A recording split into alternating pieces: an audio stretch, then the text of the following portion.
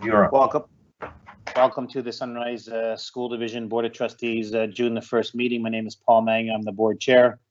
We have the agenda that's available for you, and we're going to get underway. I'm going to call our meeting to order, and we're going to have O Canada, and it's going to be by Cole Bossier Early Years School. Please stand if you can do so.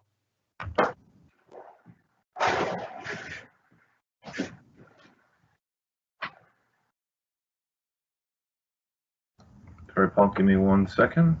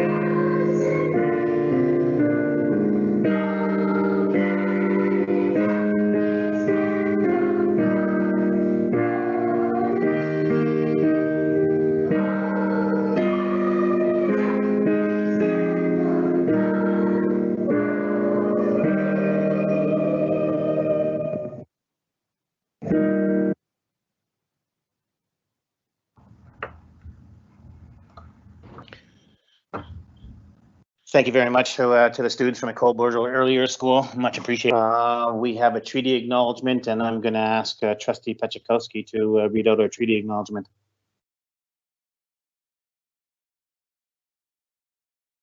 Thank you, Mr. Chairman. This is more difficult today than any other day.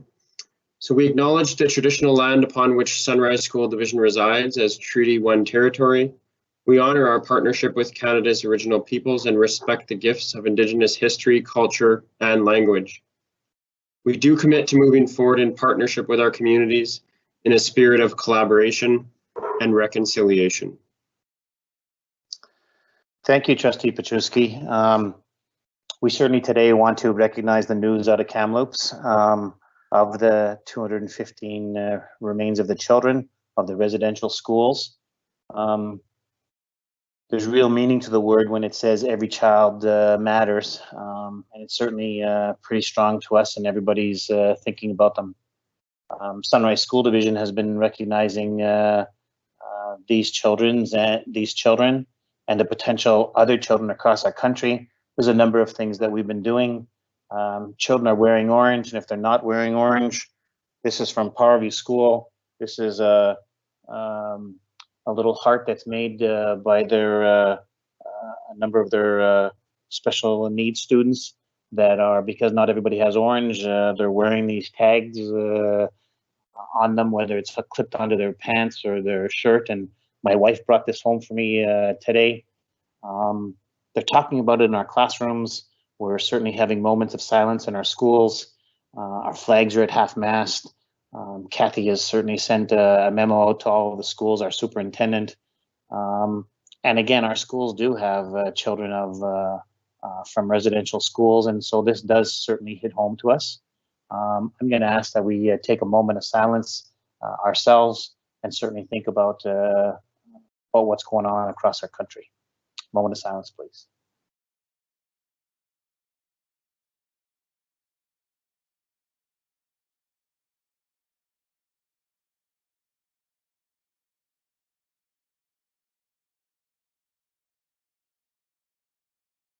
Thank you for doing that.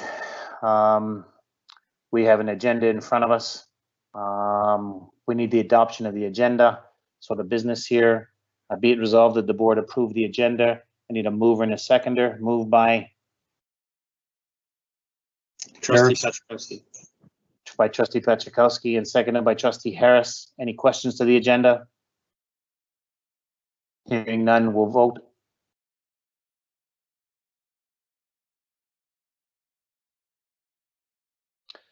And my apologies, I should have mentioned this right at the beginning of the meeting. We have two of our trustees that are not here with us tonight.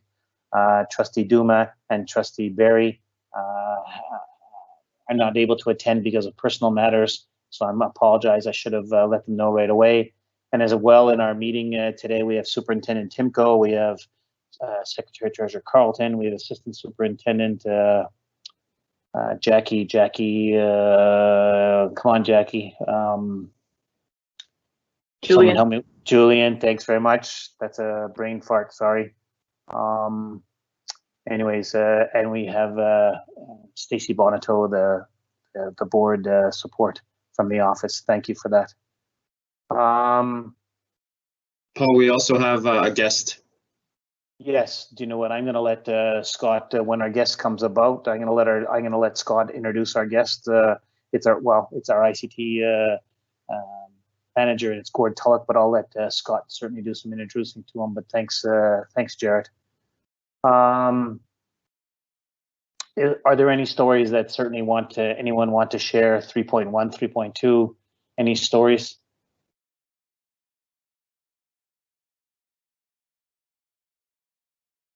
Well, I will echo your comments around our schools doing a really great job working with staff and students around honoring and remembering the lives that were lost in Kamloops. We have students, doing some sharing circles on the line. We have orange t-shirts. We have flags at half-mast. We have some classrooms doing poetry and posters and writing letters. And I think over the course of the next while, we'll see that continue just well beyond this week. So I'm just super proud of all of the kids and the staff in our schools for taking that on. Well said, Kathy. Thank you. Anyone else? Trustee Peczkowski. Go ahead. I would also just like to echo both your comments and Superintendent Timko's. I know my son is in grade 1 and came home from school this week. Difficult to talk about, asked some pretty tough questions, and I didn't have an answer for him, and it was sad. And it's just a terrible, terrible situation. So I just wanted to share that. Thanks, Trustee Peczkowski. Appreciated. Anyone else?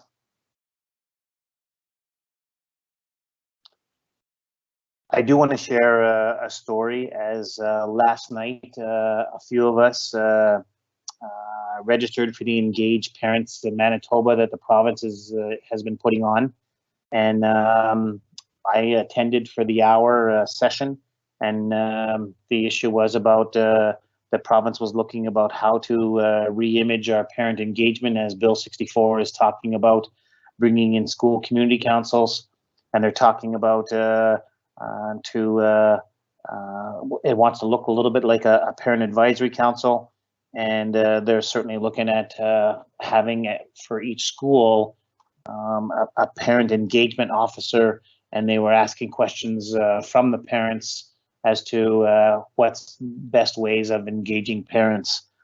There was some feedback that was provided, again, put on by the province.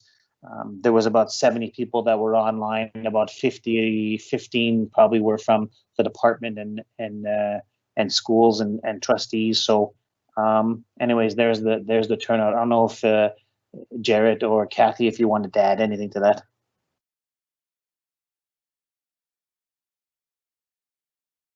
No? I don't really have anything to add, Paul. I think you covered it well. Thank you. Okay, so let's move on. We have a we have a delegation or operation presentation. Scott, I'm going to let you go ahead and introduce one of your managers. Yeah, thanks, Mr. Chair.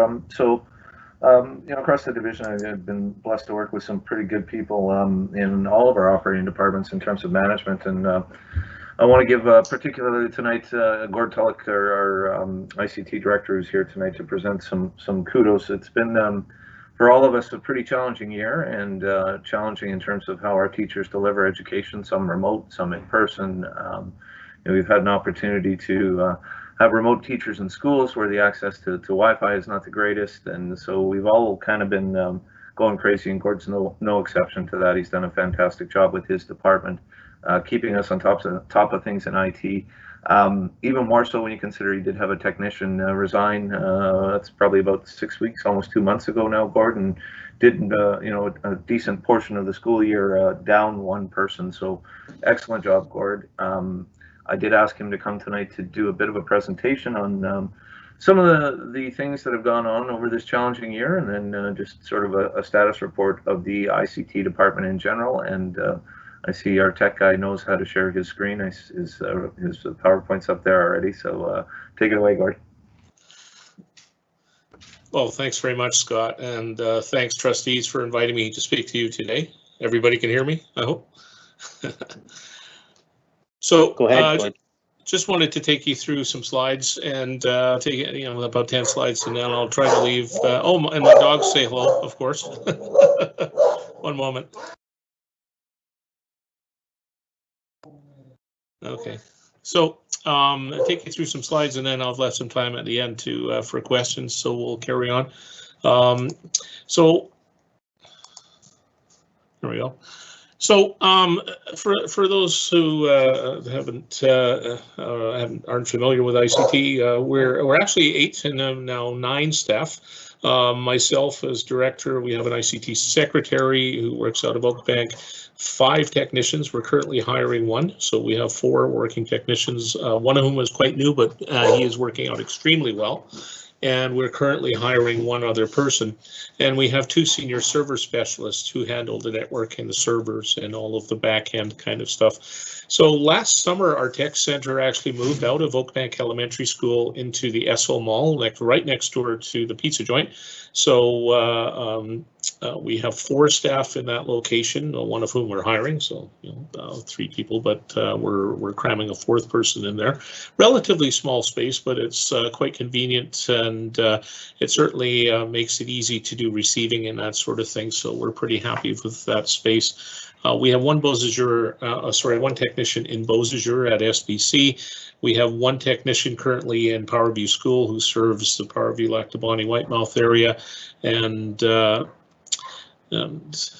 of course now 3 technicians in the tech center in Oakbank, which is a fairly central location.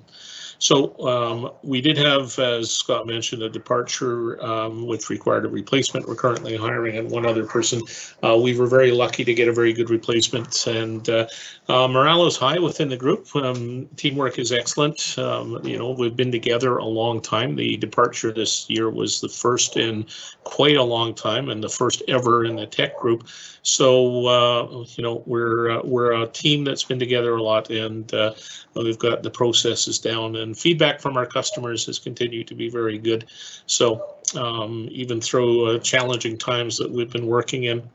So ICT got very, very busy in spring break of 2020. We went into spring break assuming that we would be deploying Office 365 and Microsoft Teams over the next 3 months. With a deadline for the end of June to get everything up and running, and all of the network resources moved over to the cloud, and our end of June became the end of spring break. So we got about 3 months worth of work into a couple of weeks. So a lot of the network resources got moved over during that period and the period after spring break, and that would give the educators the ability to access data that they normally access through the network, through their local computers, through computers that are attached to Office 365. So that was a lot of data, and took quite a while to move over. Beyond that, we had a lot of work to do. We had been socializing the idea of Office 365 and working in Microsoft Teams for the previous 2 years. It's been a long-term plan for us, but given the emergency circumstances, everybody got thrown into that scenario very quickly. So we spent a lot of time initially after spring break and into all the way through to June, working with teachers and Microsoft Teams and getting everybody comfortable in the environment and able to function. I have to send absolute kudos to Patty Choma /Weekman. we did a lot of tag teaming in training and support. We spent whole days just sitting on teams with different teachers. They would pop in, ask questions, pop out, and just doing support that way. And it turned out to be very, very efficient to support people through the tool once you got them connected to it. So, and my staff were very busy getting people connected and dealing with any issues that came up. So, ICT staff throughout the year have been operating as much as possible remotely. They do go into schools if they need to. The first choice is to do something remote or give somebody instructions to solve their problem remotely. But if there's any discomfort with in any way with sort of self-correcting your problem, ICT staff have been getting into the schools and providing service as much as possible. So right now, of course, we're continuing to provide support both remotely, working from home, as well as going into the schools. Most of my staff were in and out of the schools today. So, and we've had a lot of new devices to deal with. We've had headsets and microphones, speakers, webcams, document cameras, and laptops, and distributing those and making sure folks know how to use them. So it's been a very busy year, and not our normal way of doing things. But my staff has adapted very well, and we certainly appreciate the patience of our customers in being forced to work this way. We had some interesting events throughout the year. Immediately before, actually the weekend before the weekend of startup, our tower in Oakbank was basically destroyed by a lightning strike. It was quite a prodigious lightning strike. There was lightning protection on the tower, but it didn't seem to matter all that much. So the lightning basically blew up everything on the tower and left structure, and also traveled through a lot of the systems and did things like blew out alarm panels through phone systems, and even there was a TV in SCI that got damaged. So a very pervasive damage just on the ICT side. It was about $65,000 worth of damage, and I know Derek had some additional stuff on his side of things. So it was quite a damaging occurrence, and covered by insurance, obviously, but we basically had a week before our normal startup, which is quite a busy time, to restore service to all of the Oakbank area, as well as Hazel Ridge, Anola, Dugald, and Heartland, and a few other places. So it was a significant issue. I'm proud to say the majority of our systems were restored by the end of that week, prior to kids arriving at school. It's a testament to both my staff, Jonathan DiPiero, as well as Kevin Lang, who quarterbacked working with our vendors, notably Larry Dick at La Cooley, for getting all of the equipment back up the tower and installed and working, as well as replacing a lot of the equipment that was damaged by the lightning.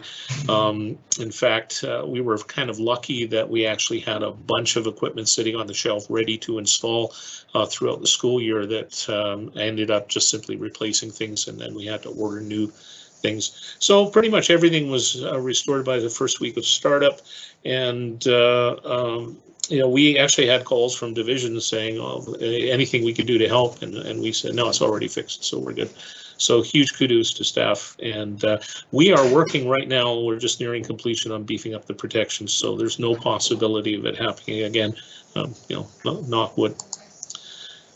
So we've spent a lot of time and effort on anti-spam and phishing measures. Previously, we've had outages in our email system of up to 2 weeks, where if a user surrenders their account information and somebody gets in and starts using their account to spam, upstream email providers can cut us off for a number of weeks.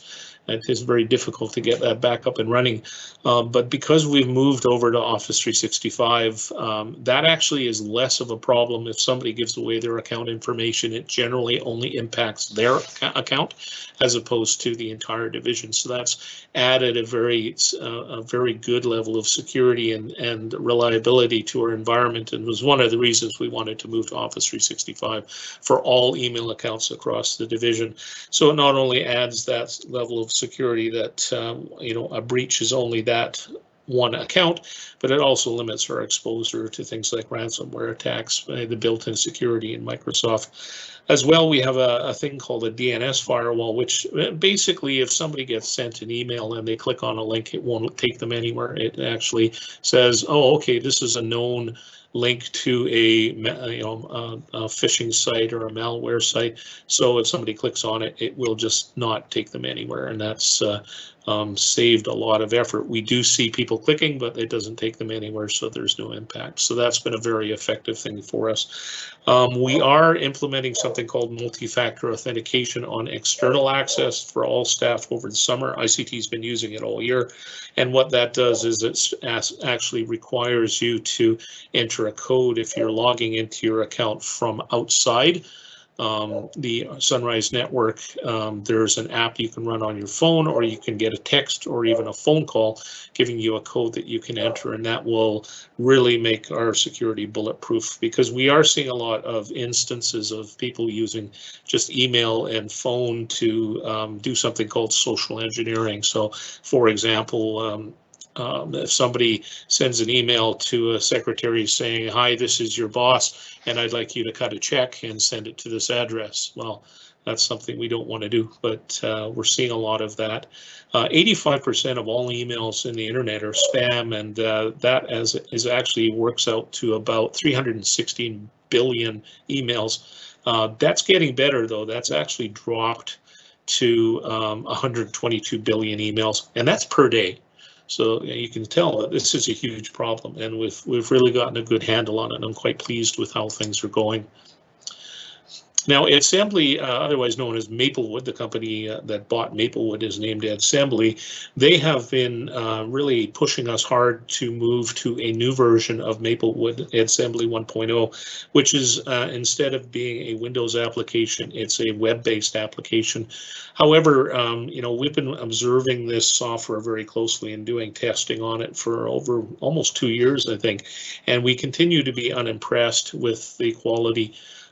Some small school divisions in Manitoba have moved to the software, and they continue to experience issues. In one case, one of them was mentioned, oh, well, if we're having these problems, I can't imagine how the big school divisions are faring. And, the answer is we haven't moved, right? We're still on the old version, and we'll continue to be on the old version. So as well as a major Maplewood outage we had in the spring, which resulted in an emergency move to a new data center, our confidence level is not high in this software, so we're making do with what we know. And we've gotten the vendor to agree that they will be supporting it till June 2022, which is a fairly long time frame, and a lot can happen, with what's coming down from government and that sort of thing. So it means that we don't have to do training. The thing we absolutely want to avoid is training our staff twice. Moving to a new system and then having to move to yet another new system. So the provincial student information system is, I guess, on the horizon. At least there are plans. So we don't want to move unless it's time to move.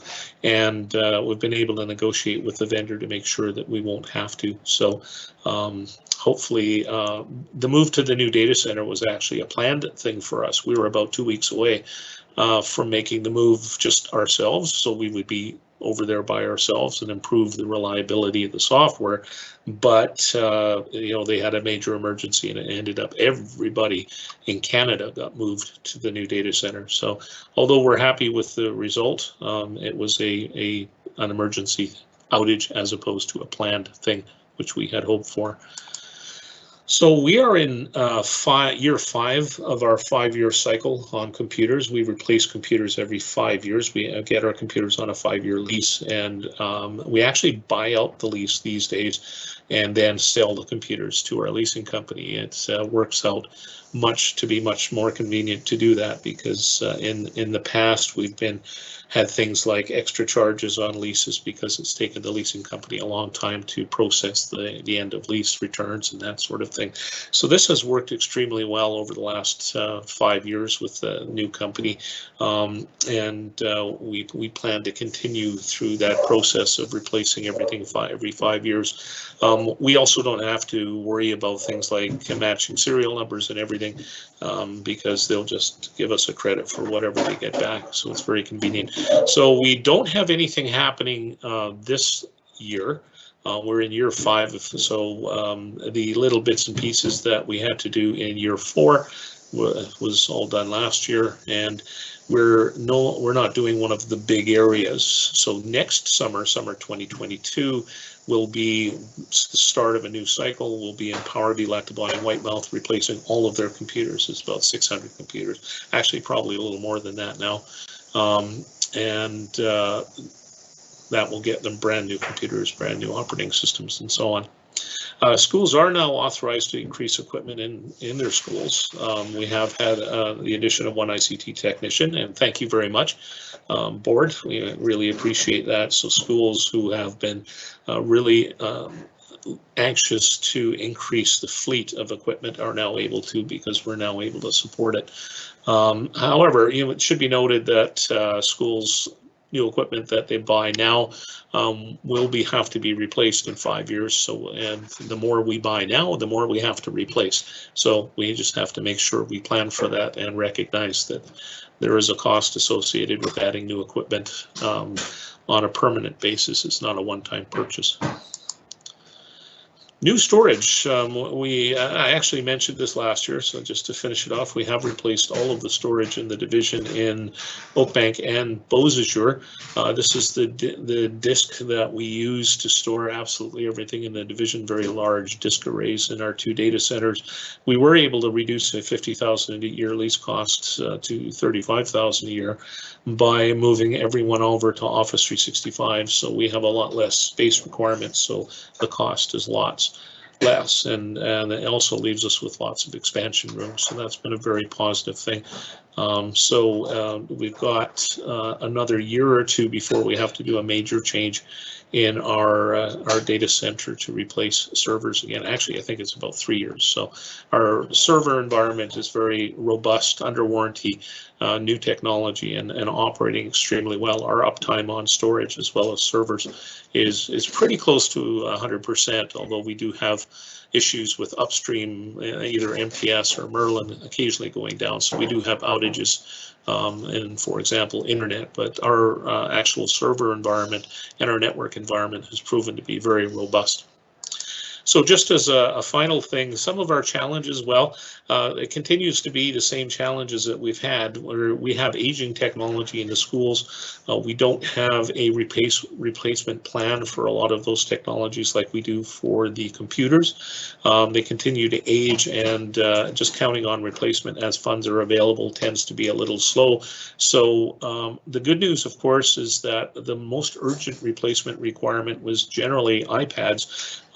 Perhaps 50% of our fleet we discovered when we started to go remote at the end of March 2020. We discovered half of our iPads were not capable of running Microsoft Teams, which was a problem because that was our primary mechanism for doing remote learning. So we're happy to say through COVID funding, we've been able to replace 100% of those obsolete iPads, and we actually managed to replace some smart boards out of that funding, partially because they were replaced with lofts, which are 50% cheaper, also the same kind of smart TV sort of idea, except a much less expensive option. Teachers continue to use Smart Notebook, which is the software they're familiar with, but now they can use it with these cheaper devices. So we are delaying replacement of other devices. It does increase cost, it does increase load on ICT, and results in downtime in the classroom. So that liability just gets bigger every year. So we're definitely looking for creative ways to try to keep the fleet at a reasonable level and get rid of stuff that's starting to break so that we don't see outages in the classroom. We'd like to replace things just before they die, as opposed to after they die, because it may be weeks before we can put a replacement in. So that's my presentation. Are there any questions?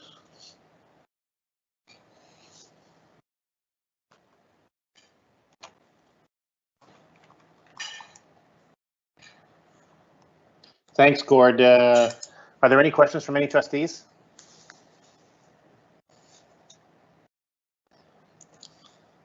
If not, Gord, I have a question. Sure.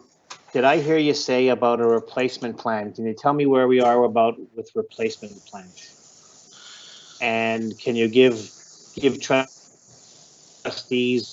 the different types of replacement plans that you may have? Sorry, replacement plans? Yes. Well, basically, obviously, computers and laptops are a 5-year replacement plan, and that's an automatic thing. They get replaced. Smart boards are not on any sort of rotation, which means we have basically, whenever it's possible for us to do replacements, we've been looking at our inventory, choosing the oldest devices in the division. We have about 220 odd devices in the division at this point. We choose the oldest devices, some of which are up to 7, almost 8 years old at this point, and we replace them. Right, so whenever we can find funding, or the school can find funding, obviously the schools have been contributing all or part of the funding as well. So when we can find that funding, we replace it. And generally what's happening is the projectors associated with the old style smart boards are dying, and they're very expensive to replace, the short throw projectors that the smart boards are using. So what we've been trying to do is replace them with smart TVs. The lofts are basically big touchscreen TVs, and not only are they not do they not consume bulbs, they don't have projectors, but they also last a lot longer. Our experience with a TV is they tend to last a long time, a lot longer than these projectors. So the plan is essentially to keep track of how old these things are, and whenever we have an opportunity to do a replacement, we replace the oldest ones first. So we've replaced this with the funding that we got through the ICT reserve.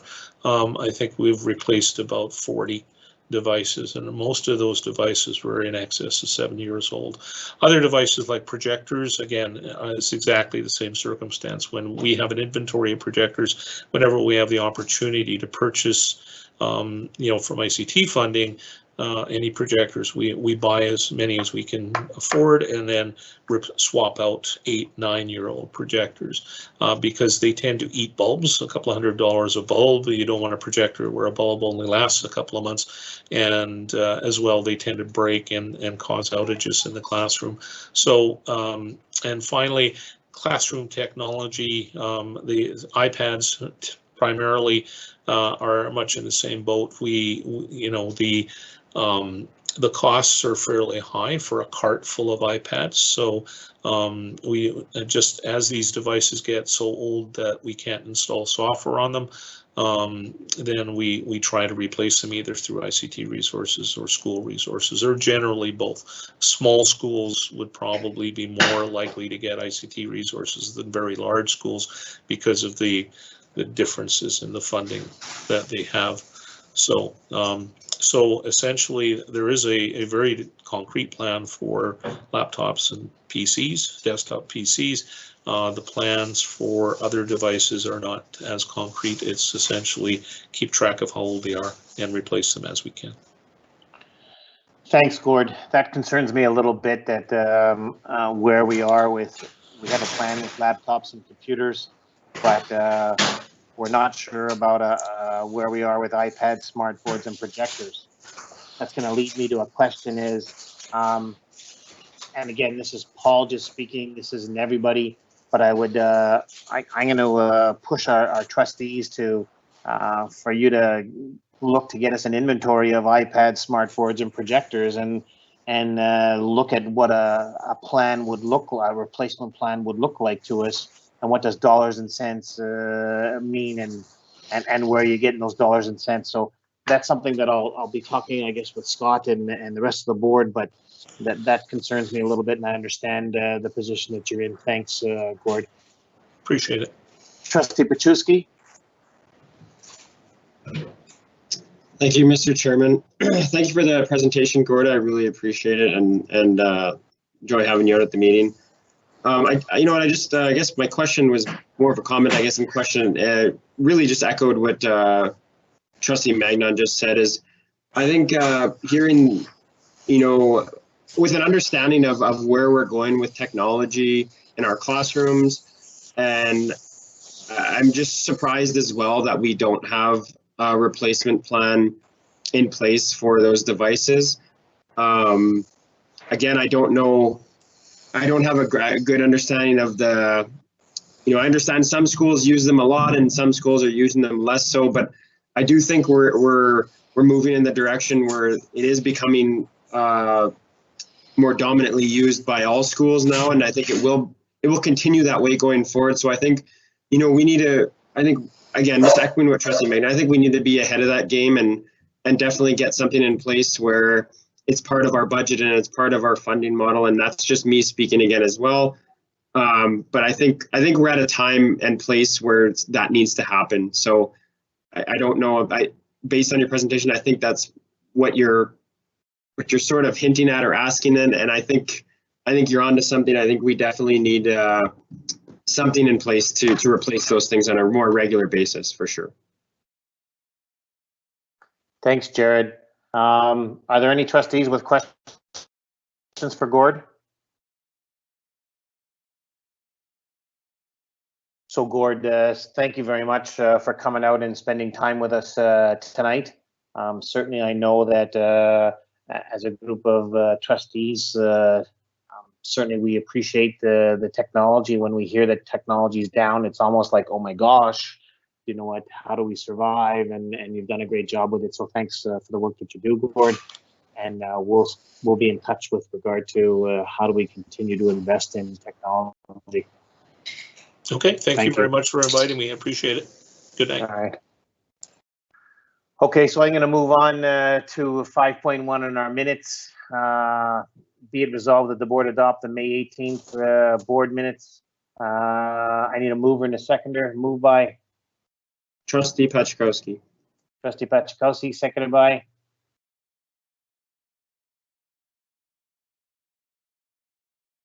Harris. Trustee Harris. Any questions to it?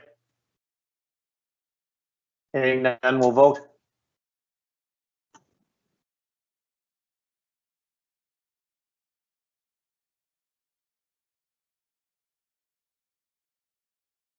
Sorry, just one moment. There's just a glitch in the system. One moment.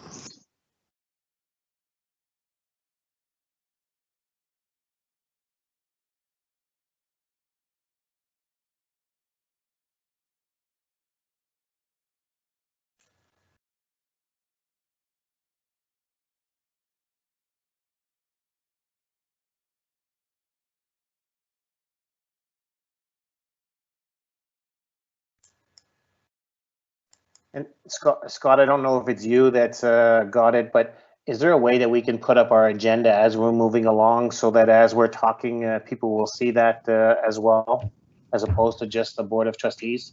Because I keep on reading Board of Trustees and sometimes I lose my place even when I am. We're just waiting on everyone to vote. So 6 are in favor and 1 is opposed. Thank you for that.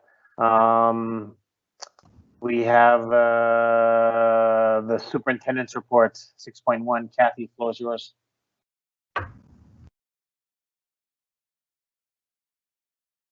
Awesome, thank you, Trustee Magnon. You have my report, and I'm going to just highlight a couple of really, I think, quick pieces. Wanted to give sort of an update of where our case count was between May 14th and 28th. So we had an additional 5 cases there, and I've given you the school locations. Powerview School has returned to in-class learning for all students yesterday. And again, that's for all students whose household is not isolating.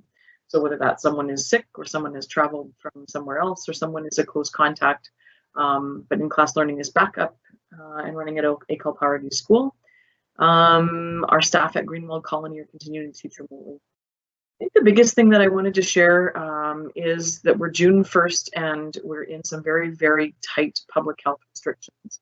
And so the graduation ceremonies is a pretty big one because public health orders right now say that we can have no indoor or outdoor public gatherings. So our grade 12 graduations may need to be entirely virtual. They may be organized for an individual grad and their household only.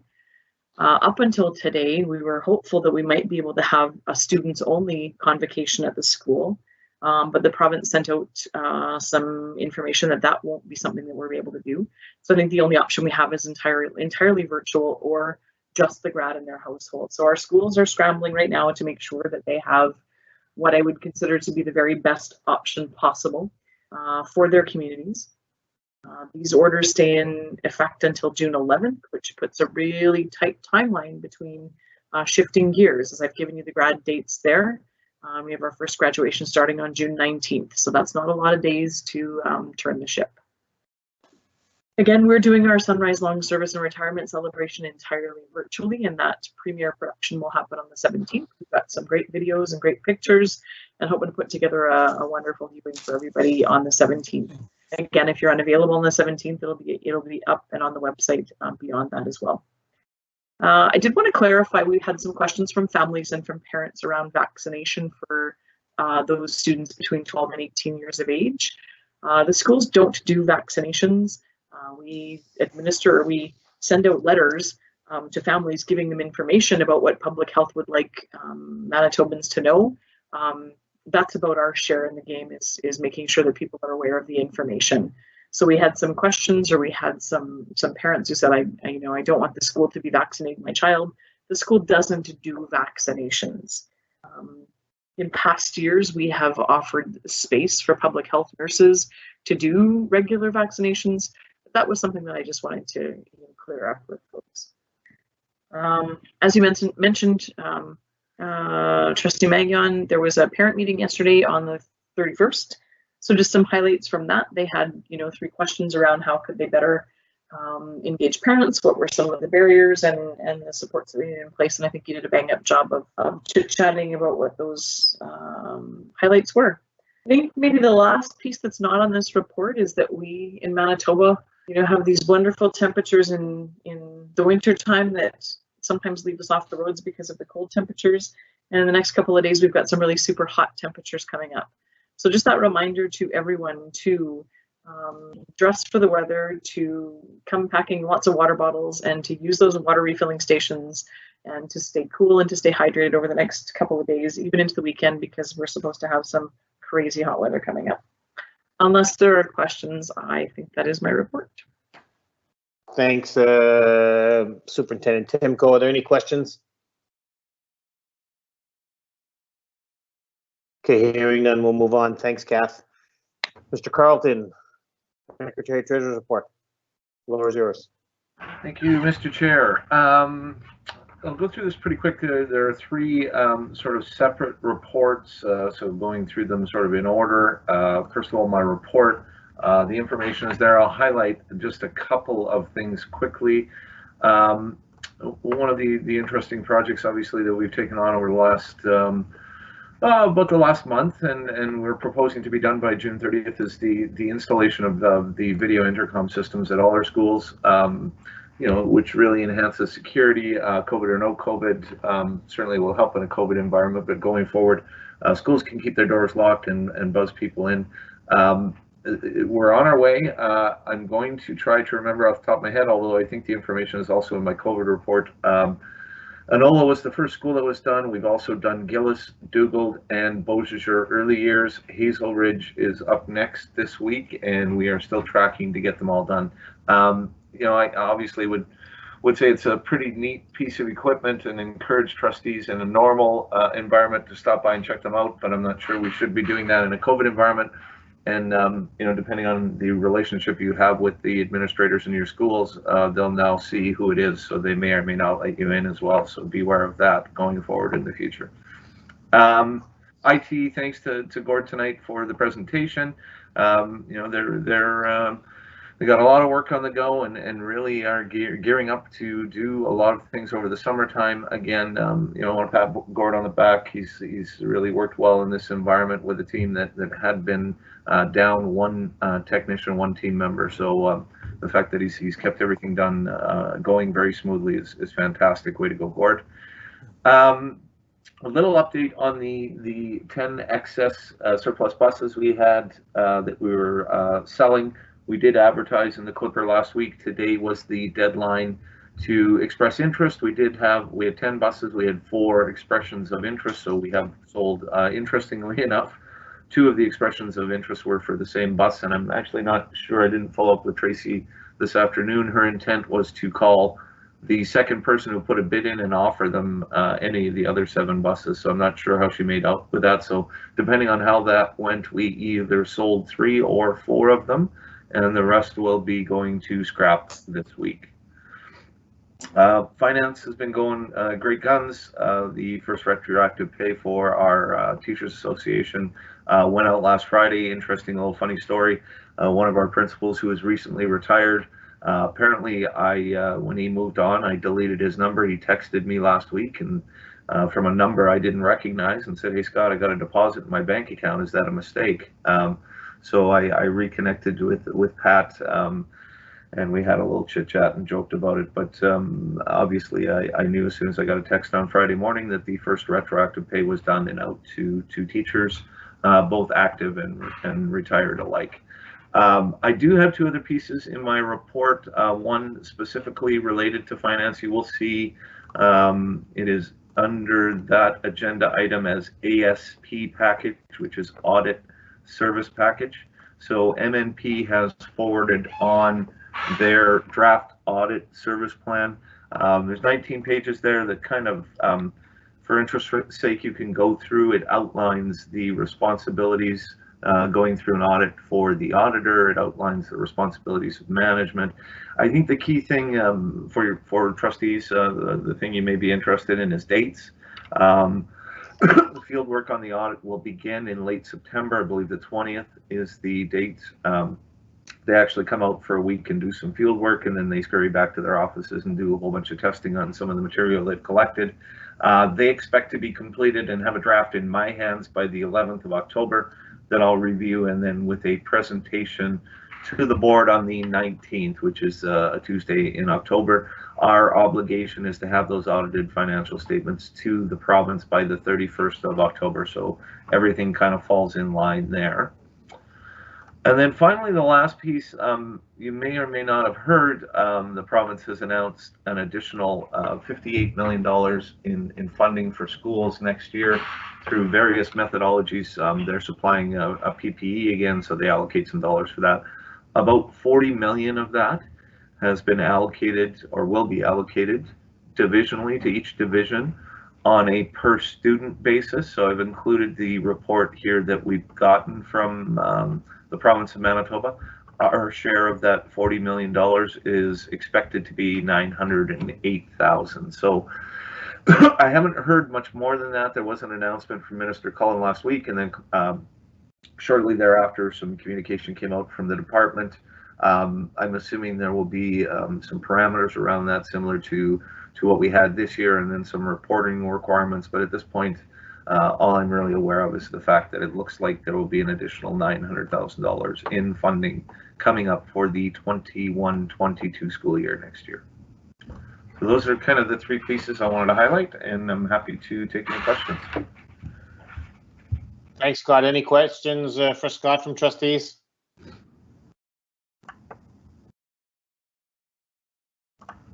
Okay, hearing none, we'll move on. 8.1 is COVID costs. You've got information for us. Is there anything that you want to share quickly about COVID costs, Scott? No, I don't think there's anything earth-shattering there, Mr. Chair.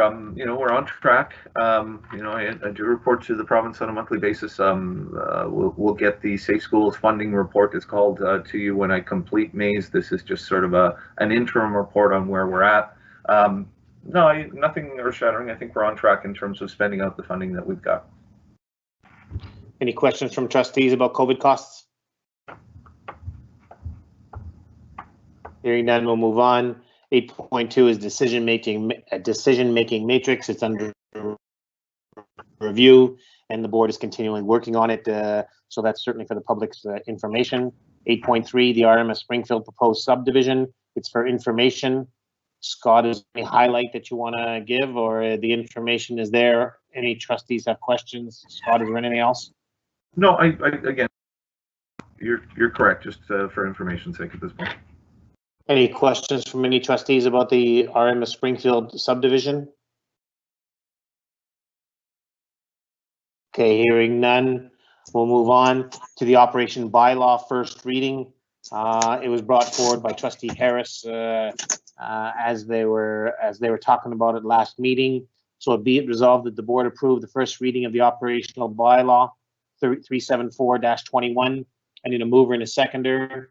Moved by Harris. Trustee Harris, seconded by Reed. Trustee Reed, thank you. Any discussion on the operational bylaw? Or Trustee Harris, did you want to add anything to this?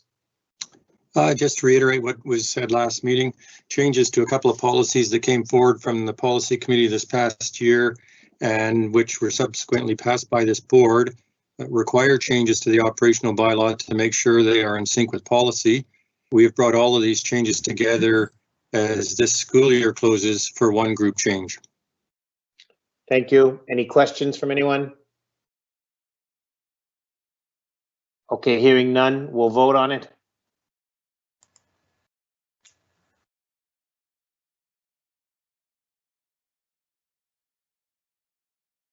And it's 7 in favor and no opposed. Thank you. So we're going to go to the second reading of the operational bylaw. Be it resolved, the board approve the second reading of the operational bylaw 374-21. And a mover and a seconder. Moved by Harris. Trustee Harris, seconded by Reed again. Trustee Reed. Thank you. Any questions, anyone? Hearing none, we'll vote.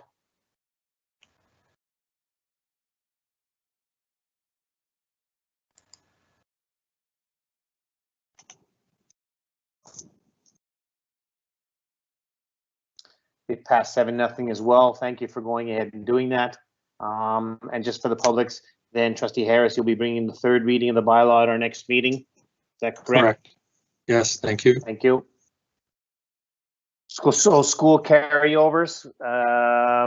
We have a motion, be it resolved that the board approve the request to carry over surplus funds of 21-22 in the amount not to exceed $98,387. Need a mover and a seconder. Moved by I'll move. Nickel. Trustee Nickel, thank you. Seconded by Roland. Trustee Roland, thank you. Any questions to this?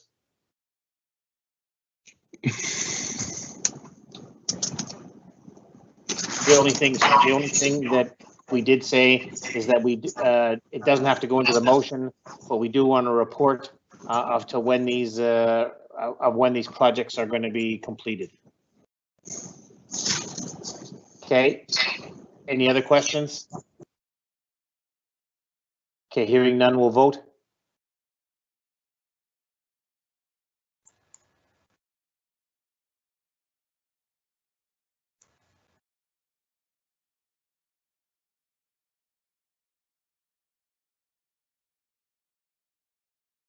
So it's passed 7-0. Thank you for doing that for the carryovers. School fees. Be it resolved that the board approve the expenditure of $240,000 for the purchase of classroom school supplies for every student in the 21-22 school year, and be it further resolved that the schools in Sunrise School Division do not charge general student fees for school-wide activities. Fees may be charged for extracurricular or for the purchase of personal items. And a mover and a seconder. I will move. Nickel. Moved by Trustee Nickel, thank you. Seconded by Trustee Roland. Trustee Roland, thank you. Any discussion on this? Trustee Pachkowski. Go ahead, Trustee Pachkowski. Thank you, Mr. Chairman. I just wanted to echo that I obviously very supportive of the motion, but I just think this is a good thing that we can do for our families in difficult times, such as COVID. it's created a lot of stress in a lot of different family units and in a lot of different households across our division. And I think the opportunity is there without impacting the budget. And I think this is a good opportunity to do what we can to help our families out. Thank you. Well said, Trustee Pachakowski. Anyone else?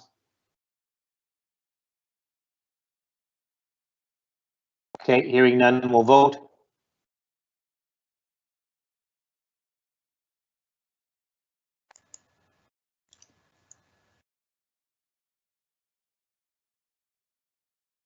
And it passed 7-0. Thank you for doing that. We have committee reports. 8.8 is our policy committee. So Trustee Chair Harris, is there anything that you, anything updating from the policy committee that you want to share? We have one more policy meeting scheduled for a week from this Thursday, where we will be continuing to review our procedures and policies. Okay, thank you. I see on 8.9 a notice of motion for ad hoc minutes. Did you want to talk to that, Trustee Harris? Where is that? I'm finding it on my screen. Do we need to read the motion first, or do I comment beforehand? No, I just think it says a notice of motion. It's just for information. Right. Sorry, my mistake. Sorry. So at I believe it was the May 4th regular board meeting, the ad hoc minutes committee moved that policy look at that minutes information. We had our first look at it at our last meeting, policy meeting in May, and we agreed to do a little bit more research and look at it again next week. And if things go well, we expect to have a motion to come out of that, and that's what the notice motion is, that we hope to have a motion at our next regular board meeting. Thanks, Trustee Harris. Any questions for Trustee Harris? Okay, hearing none, we'll move on to the Finance Committee update. Chair Rowland, any updates that you want to give from the Finance Committee? Just wanted to update that Trustee Pachkowski is going to have signing authority for June, and just wanted to note that there's a correction there. Our meeting date was actually moved to May 31st, and we have check register to approve at this time. Thank you. So be it resolved that the board receive the April 2021 check register with a total amount of checks issued at $2,987,471.45, reviewed on May 31st by the Finance Committee for motion as submitted. So this is moved by Trustee Rowland. Is that correct? Yes, correct. Seconded by. Thank you. Seconded by. I will second it if we change the date. The date on the motion says May 31st. And we didn't. Oh, sorry. Okay, the date's correct. Yeah. I'll second it. Thank you. Thank you, Trustee Nicol. Thank you. Any questions to the motion?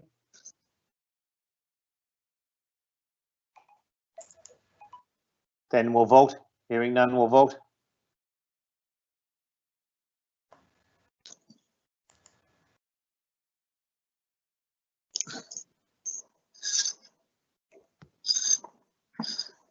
So it's passed 7-0. Trustee Pachakowski, do you want to comment on something? I did, yes, sir. Thank you, Mr. Chairman. I just wanted to take this opportunity to, often as a board, we don't pat ourselves in the back, and I'm definitely not patting myself on the back, but I would like to give kudos to both of our finance and policy committees. I think, in the entire term that we've had, I want to say that these two committees that we have in place this year have done some fantastic work and continue to do fantastic work. And it's been with obviously with challenges that we've faced in the last 12 months or so. So again, I just want to give kudos to the trustees that sit on those two committees. I think you guys are doing fantastic work, and I would like to see that work continue. So great job. Very well said, Trustee Pachakowski. Nicely done. And thank you to those committees. Go ahead, Trustee Rowland. Thank you, Trustee Pachkowski, for those words. It has been a challenging year, and I feel like all our committees have done a lot of work, and it's a team. So thank you. And I would echo that it is a team effort from all. Thank you, Trustee Rowland and Trustee Harris. 9.0 is professional development, and there hasn't been any. 10.0 is a financial monitoring report, and we do have, so be it resolved that the board adopt the financial monitoring report for the month end March 2021, reviewed by the Finance Committee on, should it say May 31st, Trustee Rowland? That's correct. That needs to be adjusted to May 31st. Okay, so we'll put it on to May 31st. Thank you. I need a mover to that. I'll move. Trustee Rowland, are you going to move that? Thank Yes, you. please. Yes. Do we have a seconder? Reed. Trustee Reed, thank you. Any comments to that? Yeah, we had brought the March one for your information last meeting, and we have reviewed it now on May 31st, so it's to be approved at this time. Thank you. Any questions? Hearing none, we'll vote.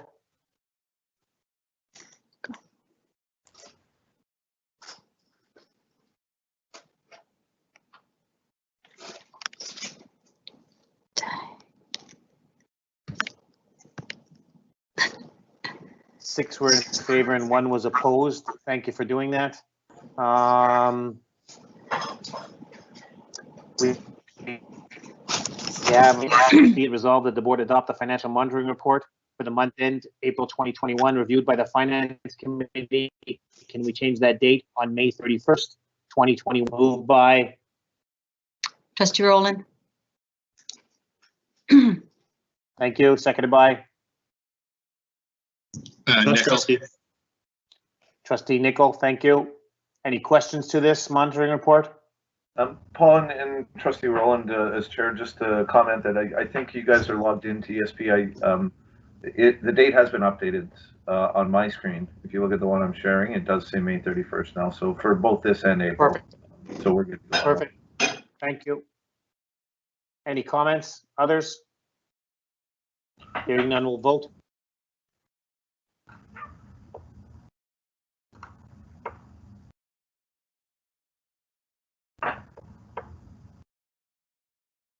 Six are in favor and one is opposed. Thank you. I guess it just must mean that. I guess it just mean that I have an old computer, and my computer probably needs updating because it doesn't update as fast, or maybe just because I'm far up north and it just doesn't update as fast as yours when down there, Scott. Just teasing. Go ahead, Trustee Paczewski. Yeah, thank you. You know what? I made a boo-boo in my my commendation of the committees, and left out obviously some very important members of those committees because I did specify trustees. But I just want to send kudos again to our Secretary Treasurer and our Superintendent Timko, who sits on those committees as well, and then all the back work of folks that prepare documents and reports for those committees. So again, it is. I think they both chair spoke to that. It's a team effort, and it is. And everybody that's been working along with those committees needs that accolades as well. Thank you. Nice job. Thank you. So we have board correspondence. You'll see about the board correspondence that we have, the response to the town of Beausejour. Nice to know. Graduation dates. Kathy, you've given us those graduation dates. Thanks. 12.1, we talked about information about Poverty School going remote. It's in the Clipper. We have an upcoming meeting on June the 15th, a long service retirement on June the 17th. Press releases, questions from the public. Mr. Carlton, are there any questions from the public from our attendees tonight? I will just give my email one more refresh to make sure. No questions from the public. And your computer refreshes faster than mine, so you've got lightning speed, and so you've got that right away. Thank you, sir. So we do not have to move in camera, but we do have a motion from in camera. And that motion, who's got that motion in front of them? Trustee Mangione, it's actually in the items from in camera already. Oh, You're gonna have to show it to me, Stacy, because it doesn't show it to me on my sorry. Oh, click on it. Look at that. Computer moves really quick too, Paul. So be it resolved that Trustee Reed, Nicol, Magnon, and Pachakowski form the QP 4456 negotiation committee with a chair to be elected amongst the 4 negotiation reps. Thank you. I need a mover and a seconder for that. Moved by Harris. Trustee Harris, seconded by Trustee Rowland. Trustee Rowland. Thank you. Any discussions to that? Stacy, can we vote then online? Absolutely. Yep. Okay. Any questions to that from anybody? Okay, no, go ahead. We'll vote. And all trustees are eligible to vote on this.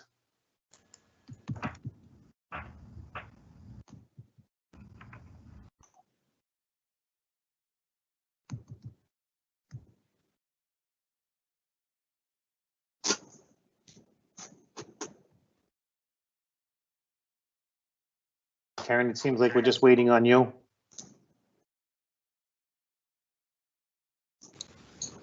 It's nothing showing up.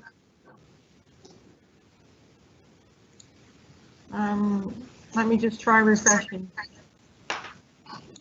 Thanks, Karen.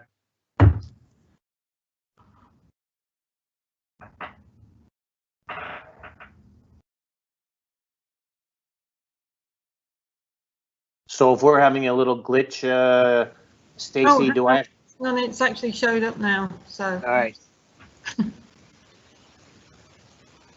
Oh.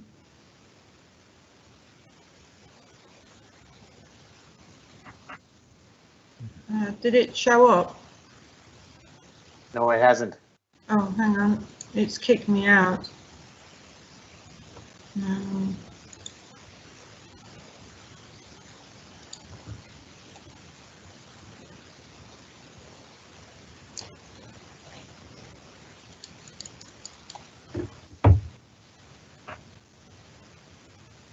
Karen, if you're not able to get back in, I could do this motion verbally.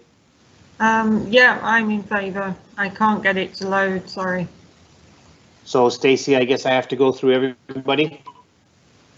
That is correct. Yep. Okay, so I'm gonna go through everybody just to make sure. So we have the motion, we have the movers and seconders.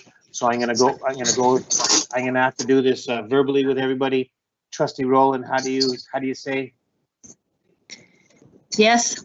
Yes. Trustee Harris? Yes. Trustee Nicol? Yes.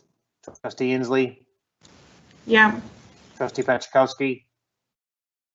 Yes. Trustee Reed? Yes. Trustee Magnon is a yes, so it's 7-0. Thank you for that. Did you get that, Stacy? I sure did. Thank you very much. Okay. So that was motion items from in camera. Scott, I think, and Kathy and Stacy, is that everything that we have? I believe that's everything I've got here, Paul. Okay, Well so done. before we give a motion to adjourn, our ad hoc committee, not our ad hoc, our Bill 64 committee is going to continue to meet. So we're going to stay on. Is that okay, Kathy, if we stay on? If you go back to your in-camera, that Teams invite, it will not be a public live one. Go back to your 6 o'clock. Okay, we'll go back to our 6 o'clock meeting and we'll meet. We're going to meet for about 15 minutes. Our Bill 64 committee. Go ahead, Trustee Paczewski. No, that was it. I just was going to say we have to go back to that in camera. Okay. Anyway, so we're done from here, right? We're adjourning because we're not coming back after this. We're adjourning. So I need a motion Trustee to adjourn. Pachakowski. Yeah, Trustee Pachakowski makes the motion to adjourn. You're a good man, Trustee Pachakowski. Thank you very much for everybody for tonight. Thank Gord, Tulloch, Forrest, Scott, and Kathy. Thanks for everybody that was here, and enjoy the rest of your evening. And the few of you that are joining me back on the committee will go there right now. Have a good one. Have a good night, everybody. Yeah, good night, everyone. Good night. Stay safe, everyone. Night.